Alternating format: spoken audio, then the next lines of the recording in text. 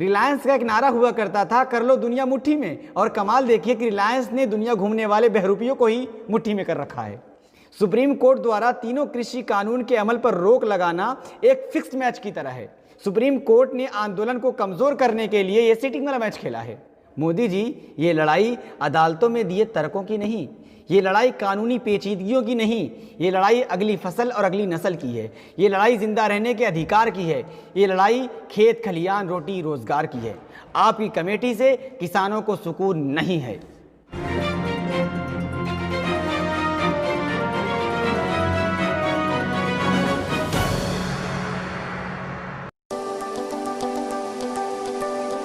किसानों की आशंकाएं बेबुनियाद नहीं। सरकार किसानों के इस महान आंदोलन को बदनाम कर कमज़ोर करती रही है। सुप्रीम कोर्ट द्वारा बनाए गए समिति में चारों सदस्य सरकार द्वारा थोपे गए काले कानून के समर्थक हैं। कितनी निष्पक्ष है सुप्रीम कोर्ट की समिति, आइए देखते हैं।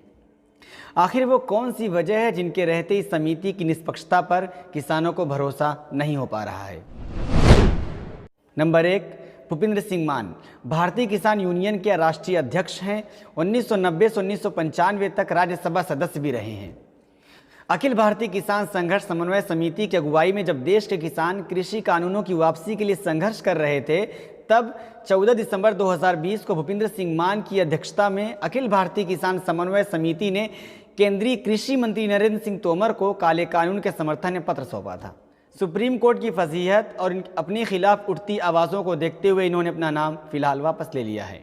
नंबर 2, अशोक गुलाटी 2015 में मोदी सरकार ने इन पर मेहरबान होकर पद्मश्री पुरस्कार से सम्मानित किया। नई दुनिया अखबार में 13 दिसंबर 2020 में अशोक गुलाटी का तीनों कृषि कानूनों के समर्थन में कलम तोड़ लेख प्रकाशित हुआ था। नंबर 3, अशोक धनवट शेतकारी किसान संगठन महाराष्ट्र के अध्यक्ष हैं। भूपेंद्र सिंह मान के साथ कृषि मंत्री नरेंद्र सिंह तोमर को समर्थन पत्र देने वाले संगठनों में से एक हैं। धनवट ने शुरू से ही तीनों कृषि बिलों को किसानों की वित्तीय आज़ादी की तरफ पहला कदम बताया है। उनका मानना है नए कानून एपीएमसी की शक्तियों को महदूद करते हैं और ये लागू किया जाना चाहिए।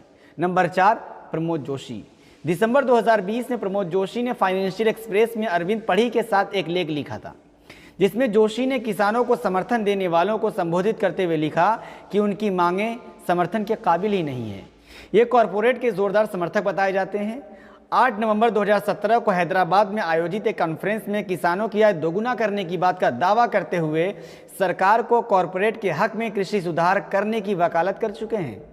उनके ही सुझाए तमाम कृषि सुधारों का एक नया स्वरूप है ये तीनों काला कानून।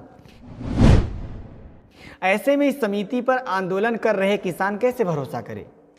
मामले को सेट करने के लिए कमेटी का गठन कर देना दशकों से आजमाया हुआ सटीक तरीका है। असल सवाल सरकार से ये कि कृषि कानून को कंकरेंट लिस्ट से हटाकर सेंटर लिस्ट में किस संवैधानिक प्रक्रिया के तहत किया गया है? बोलिए सरकार, आपको जवाब देश की आवाम को देना होगा। आप जान लीजिए, देश का फेडरल स्ट्रक्चर खतरे में आ चुका है। ऐसे नहीं, बैंक बचाने के लिए भविष्य में कमेटी बन सकती है जिसके सम्मानित सदस्य होंगे जनाब नीरव मोदी, जनाब मेहुल चौकसी, जनाब ललित मोदी, आली जनाब विजय माल्या।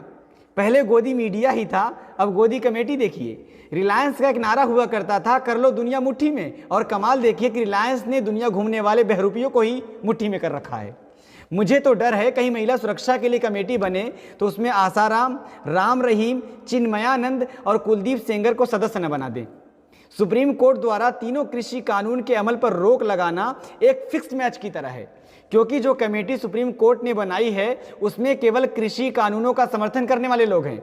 सुप्रीम कोर्ट ने आंदोलन को कमजोर करने के लिए ये सीटिंग वाला मैच खेला है। आजाद भारत के इतिहास में सुप्रीम कोर्ट की खुलेआम इतनी फजीहत कभी नहीं हुई जितनी किसान आंदोलन को लेकर कमेटी बनाकर इसने खुद की करा ली है। मोदी जी, ये लड़ाई अदालतों में दिए तर्कों की नहीं, ये लड़ाई कानूनी पेचीदगियों की नहीं, ये लड़ाई अगली फसल और अगली नस्ल की है। ये लड़ाई जिंदा रहने के अधिकार की है। ये लड़ाई खेत खलियान रोटी रोजगार की है। आपकी कमेटी से किसानों को सुकून नहीं है। हल केवल एक है, संसद में कानून बनाए हैं, संसद में ही खत्म हो तीनों काले कानून। इंकशाफ में बस इतना ही। इस तरह और झूठ के मलबे से सच को जानने के लिए देखते रहिए डेली हिंदुस्तान।